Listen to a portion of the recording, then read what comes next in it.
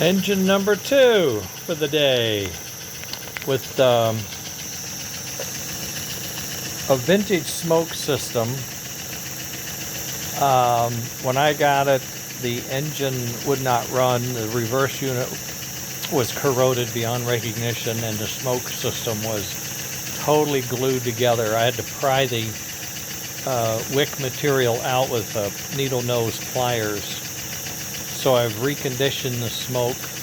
I've put on my smoke board, what I call Smart Smoke board, and I've given it a cleaned armature with a new springs and brushes, and arc magnets with a Fat Man booster DC field converter in black.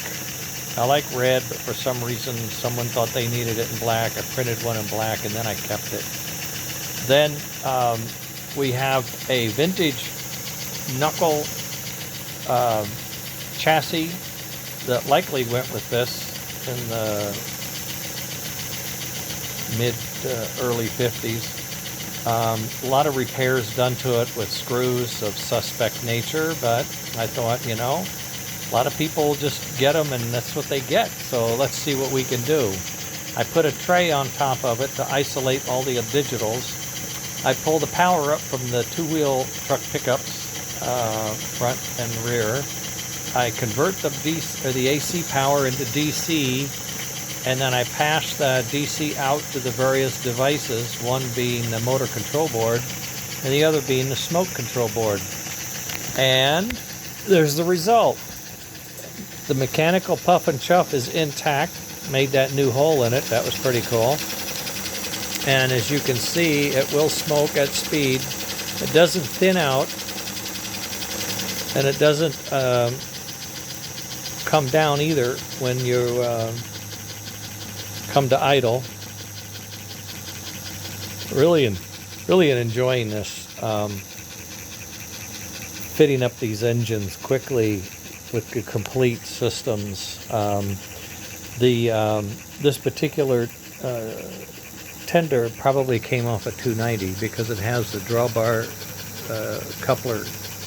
But I use, if I use the Atlantic body on this, I will have a firebox which will have a drawbar molded into it, so I'll be able to use this tender with it if I decide to stick to it. So this is it. No bell, no whistle. Okay.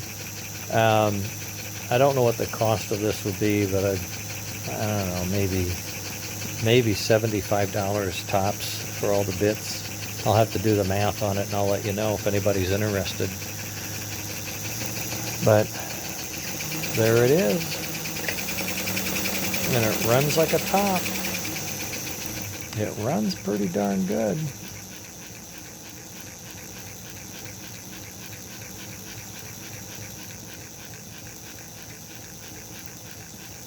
I don't know if it'll pull much at that speed, but it's running at that speed. And as you can see, the smoke is still alive and well, and the chuff is still chuffing. Okay, so that's the Atlantic 53, 54, I think it's a 54, pretty trashed out, pretty junky, gummy and messed up, and nothing worked, absolutely nothing. Cleaned it, put on the parts that I thought would make it run the best with the least amount of investment, and there it is. And it would probably run like this, fairly reliable. If I did anything else to it, I would probably put on the all-wheel pickup, and at some point I would like to have a steam whistle. Now, there may be an option for a steam whistle alone, but right now all I have is the 4-button sounds, and that's a packaging issue for this small of an engine, this small of a tender. But I might take the chuff board and put a steam whistle on it and see if I could activate it remotely. I'm not sure how I could do that, but I'll think about it. I'll think about it. Okay. Now the lighting we would use on this engine would be LEDs, and we would That's low energy, but a bright light, so that's good. LEDs, headlight and tail light. Tail lights would be red indicator lights, and it could be a backup light when you're in reverse. There's a backup light, and that would be a white LED. I'm not sure why it's pulsing like this. It's a little weird. I don't know if it's me or them, but it seems to kind of go up and down on me. I'll do some investigating. It could be the harness. I just threw this in because I had it, and it seemed to work. So there. But boy, that smoke. That smoke. I mean, if anybody's wondering why would I put your lid on my vintage smoke, I don't know. I don't know. We're limiting it to 5.6 at full speed so it doesn't overheat and use too much smoke. As you slow down, the voltage will decline a little bit. If needed, it would increase if we had higher speeds or something like that. But as you can see, the voltage is dropping now. It's below 5 volts. And that's what I like about one of the systems here. One of the good things I like about my system is I'm using low voltage to get decent smoke. And that low voltage saves the whole rest of the system from having to deal with higher voltage drawing on the heater. You turn the heater on, it takes it. You don't need that. So I think this is a good combo for us, and we're going to now swing to the Pacific and see what I can do for him in the way of a tender. And I try to get, it's 4 o'clock, I'd try to get 3 engines today. Over here I have the, that Pacific. I might change that a little bit. I have the chuff signal, but I don't have it triggered properly, so I need to put a decent trigger on that and see if that works. Okay, maybe I'll do that instead. Okay, gang, just updating you on how things are going. I don't know, if I did this 25, maybe 15, 250 I know, 25, 15, 25, and 15 is 40, 45, 45. This is probably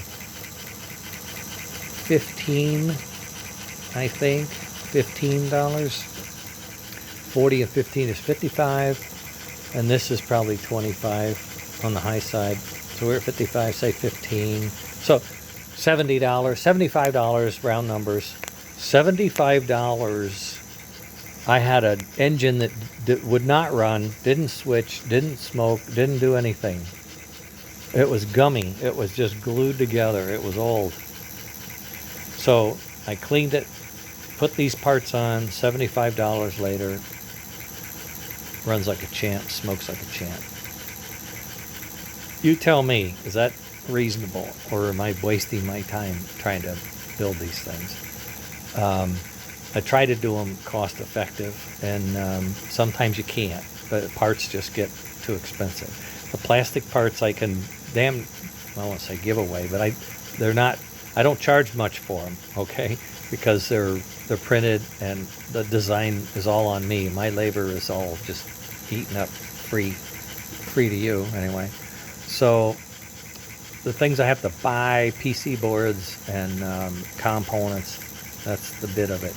But we're not dealing with high-end parts here. These are all through-hole, easy to assemble, standard parts, so it's not arms and legs.